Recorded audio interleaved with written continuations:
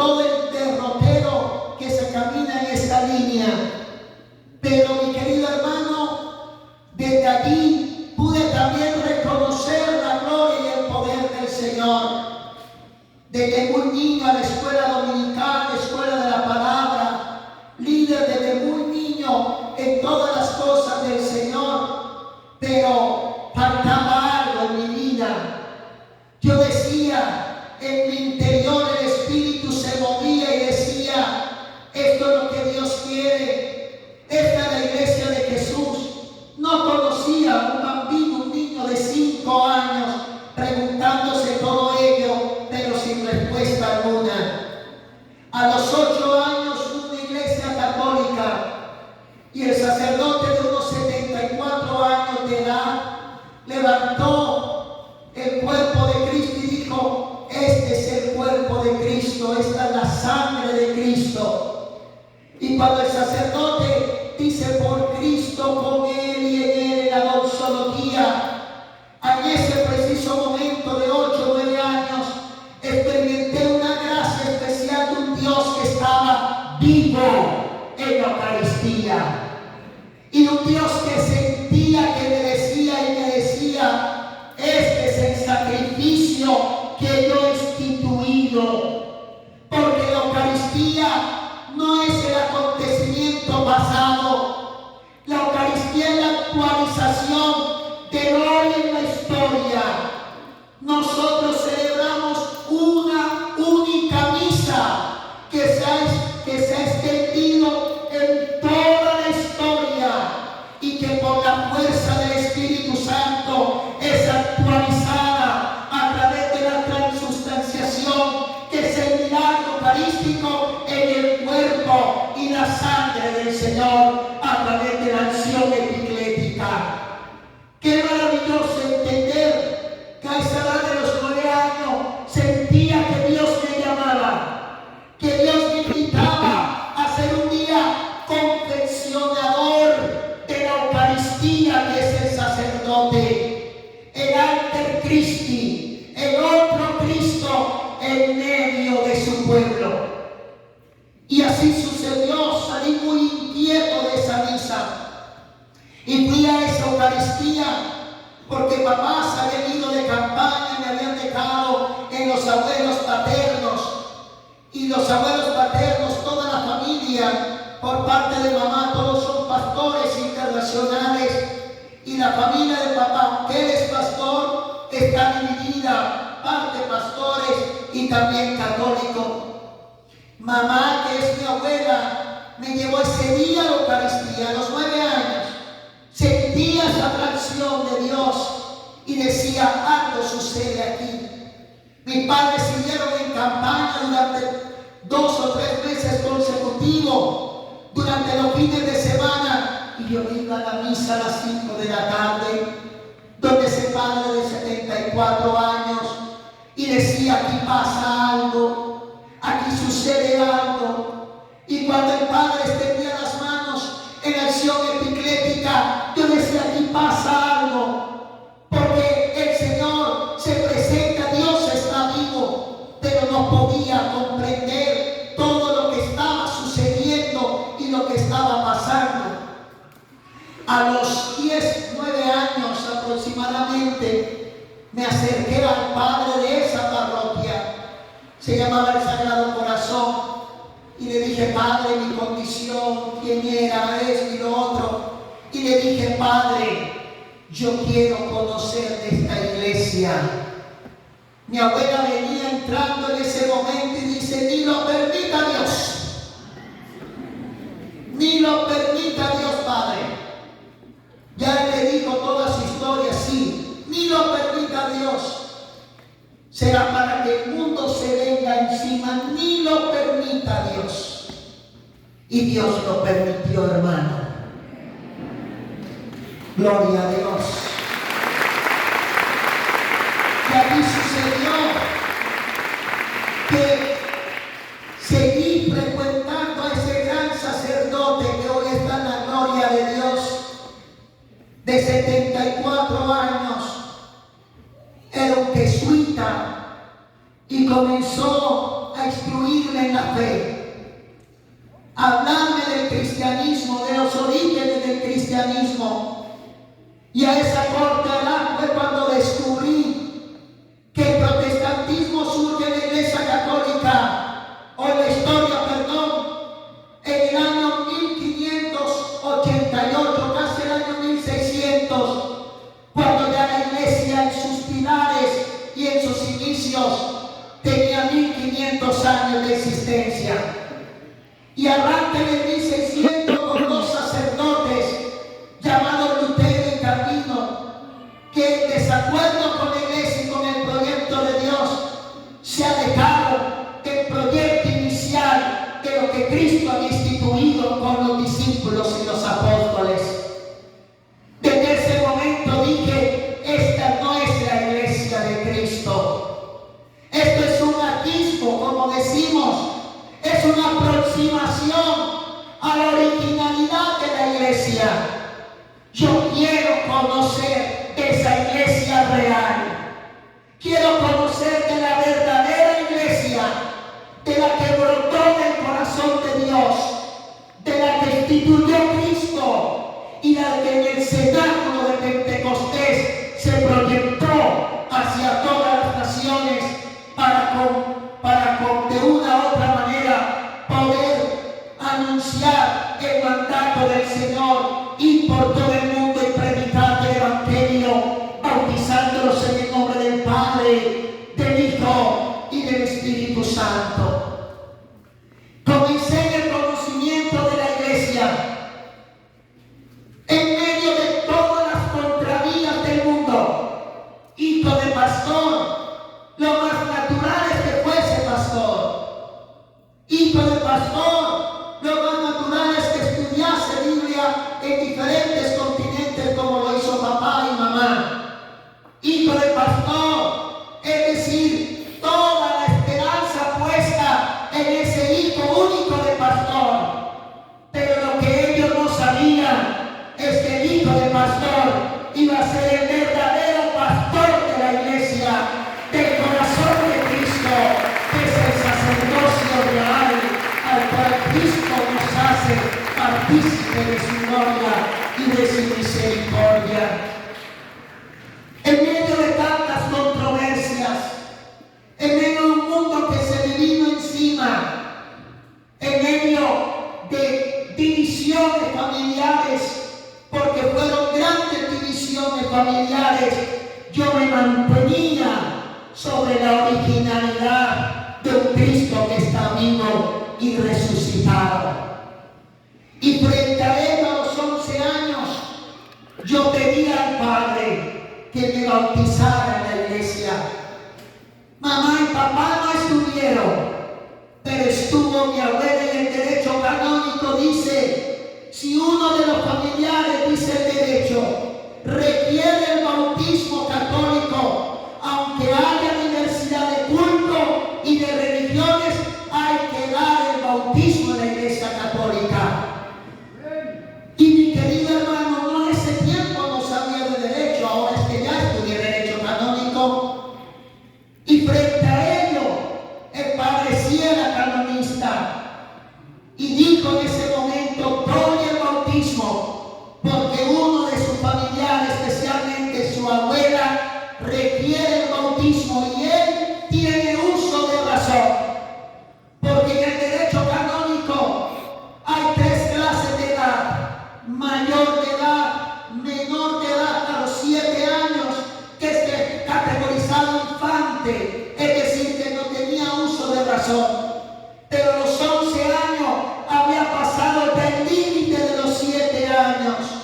Por lo tanto, podía pedir a la iglesia en conciencia aquello que iba a ser parte del cuerpo místico de Cristo y que iba a sumergir en la gloria y en la bendición del Señor. Amén. En ese bautismo, a los 11 años, tuvieron mis abuelos paternos, tíos paternos, nadie de la iglesia o de la realidad o de la línea materna. seguí adelante. Estudiaba hasta esa edad en un colegio protestante. El padre era rector de un colegio diocesano católico. Y por misericordia de Dios me dijo, yo te doy la beca. Y comencé a estudiar en un colegio católico donde todos eran sacerdotes. En medio de todas las controversias, en medio de tantas fisuras, tantas grietas, a los 12 años conozco de esta corriente de gracia llamada Renovación Católica Carismática. Y cuando conozco de esta corriente de gracia, pude decir, Dios ha suscitado todo lo que la iglesia necesita. No tengo que buscar en otro lugar migajas, porque mi iglesia, que es una, santa, católica y apostólica, lo tengo todo para la gloria y el poder del Señor, mi querido hermano. ¡Qué maravillosa palabra! Y cómo el Señor va y sigue acompañando. Bautismo en el Espíritu, vivencia en el Señor, líder carismático de joven, predicador en las diferentes regiones. Claro, venía con una vena protestante también. Y desde muy joven predicaba en zonas, países, 12, 13 años, ciudades, encuentros juveniles, encuentros carismáticos de magnitudes. Y allí el Señor me iba llevando y confirmando la palabra. Relación de mamá y papá era relación de hijos. No se hablaba de fe en casa, no se hablaba de religión en casa, solamente se hablaba de papá y mamá e hijo y mis compromisos académicos, no más. Ellos seguían en sus campañas y yo seguía creyéndole a Dios.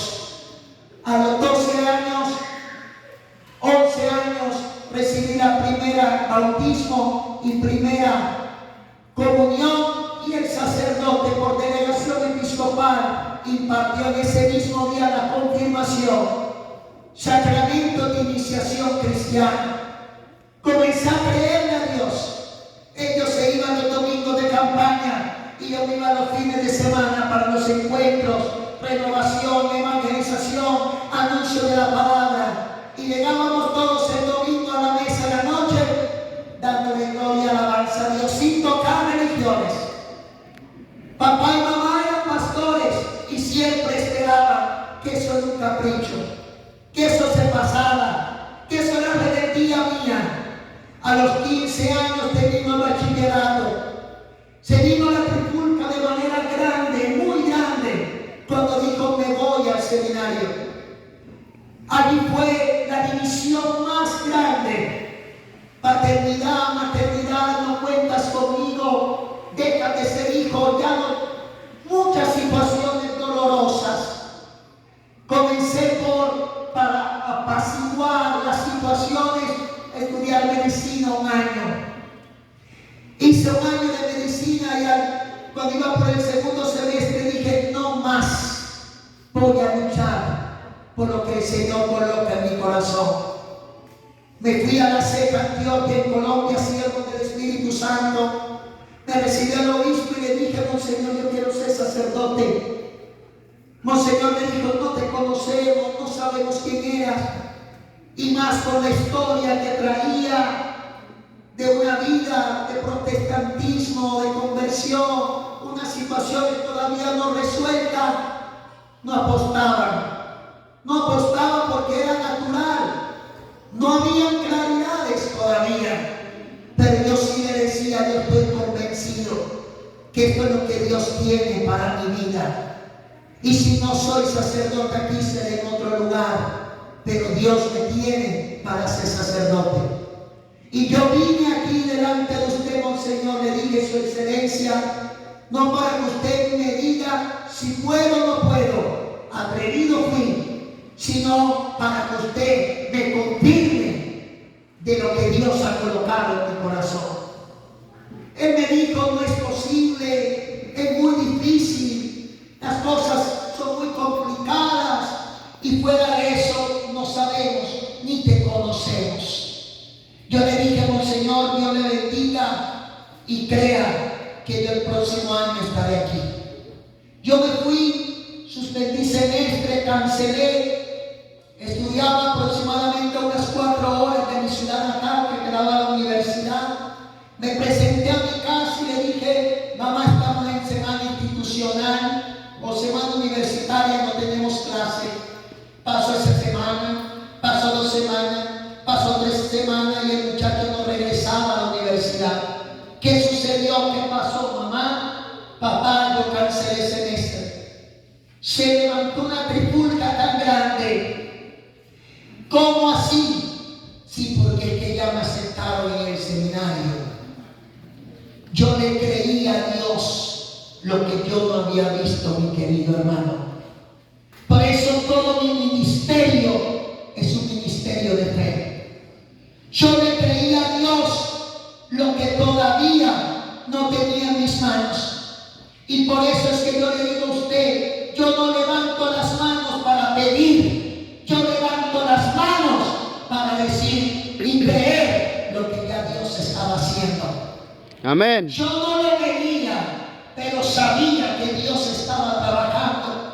¿De qué manera? No lo sabía. ¿Cómo iba a pasar? No lo sabía. ¿Cómo iba a suceder? No lo sabía. Lo que sí sabía era que Dios estaba obrando. Y esa es la convicción de todo hombre de Dios. Regresé a final de año, a final de noviembre, principio de diciembre, llamé. Ya habían llegado muchas cartas de muchos jóvenes que se habían presentado y los habían admitido. La mía nunca había llegado. Yo llamé al seminario, señora secretaria, ¿cómo está? Mi nombre es Amaury Mestra. Sí, joven, es que yo le vengo a decir por qué no me ha llegado mi carta. ¿Cómo es su nombre? No, su nombre es Amaury Mestra. Mi nombre es Amaury Mestra. Lo voy a buscar en el sistema. No, aquí no aparece Amaury Mestra. Yo le dije, tan raro. Eso es muy raro. Es raro. Porque que yo sé que voy a entrar al seminario. No sé qué Dios hizo. No sé qué se inventó Dios. No sé qué camino imposible hizo Dios. Lo que sí sé es que el 8 de diciembre llegó la carta de admisión a una vida de seminario. Y hoy te quiero decir, mi querido hermano, que yo predico un ministerio en varias naciones donde he ido a anunciar y a predicar la palabra, pero yo no levanto mis manos para pedir a Dios, sino para creer en lo que Dios está orando. Amén. Amén. Y así sucedió en medio de trifulcas, de todo eso, mamá y papá por casi 3 años, 4 años alejados de mí totalmente. Familia paterna me acompañaba, me pagaba el seminario, seguía caminando en fe. A los 3 años y medio me mandan a Roma por 5 años a estudiar toda la teología y a estudiar la maestría en dogmática. Me ordenan allá diácono en la ciudad de Roma y fui certificando la obra de Dios. Después de todo ello, regreso a Colombia en 2008. El 1 de septiembre, el obispo me ordena el 20 de septiembre como sacerdote. 25 años. Y en ese tiempo, en ese momento, Dios comenzó a obrar. Y comenzó a obrar, no sé de qué manera, pero sí sé que Dios obra cuando clamamos su poder y su misericordia. En el momento de la ordenación, que siempre van los padres llevando los ornamentos para aquel que se va a ordenar, allí va mamá y papá, llevando esos ornamentos para vestirme como sacerdote del Señor. Amén. En el momento, después de la oración consagratoria, imposición de manos, se acerca mamá dice, con Dios no peleamos. Nos hemos cansado de pelearle a Dios. Sé feliz y anuncia a Cristo a todas las naciones que hay un Dios vivo y resucitado para el que cree en el nombre poderoso del Señor. Yo te invito a que le creas a Dios, y ella, la Madre del Cielo, la que siempre me ha acompañado, Santa María Virgen. Cuando estaba en Roma, mamá se le presentó un cáncer en toda la realidad del aparato reproductor. Y yo le dije que fuese a Roma. Ella fue, pero no sabía que yo había organizado una peregrinación a Portugal, a Nuestra Señora de Fátima. Llegamos esa noche y empezamos a rezar. Ella no le correspondió otra cosa que rezar. Y rezaba y orábamos. El día siguiente nos regresamos a otras ciudades, a otra visita de San Pablo Marianos. Y a los 10 días llegamos a Roma. Y le dije yo, mamá, lo único que te digo es que ya Dios obró en tu vida. Era un cáncer que supuestamente había hecho metástasis en varios órganos del cuerpo y había tomado parte de los riñones. Yo le dije a ella, cuando regreses a Colombia, hazte de nuevo los exámenes. Ella regresó a Colombia y le dijo al oncólogo que quería hacerse los exámenes de nuevo. El oncólogo le dijo, estaba loca. Le habían hecho 6 exámenes para comprobar y todo positivo. Ahora le está pidiendo otro examen. Total es que de tanta insistencia, ella se hizo los exámenes y aquellas células cancerígenas ya no estaban, porque Dios había hablado del corazón intercesor de mamá María, mi querida hermana. Yo te quiero que tú creas que hay una iglesia viva, y esa iglesia viva se llama Iglesia Católica, a la que yo amo con toda mi vida y a que le digo al Señor hasta lo último contigo, anunciando y proclamando a las naciones que hay un Dios vivo y resucitado para la gloria de Dios. Siéntete feliz, porque hoy eres un católico, y ser católico es motivo de orgullo y de bendición en el nombre del Señor. Amén. Amén. Amén. Amén. Creo que se entiende, mi querido hermano. Y vamos a pedir al Espíritu Santo que se derrame sobre su vida en esta hora. Que el Espíritu Santo derrame su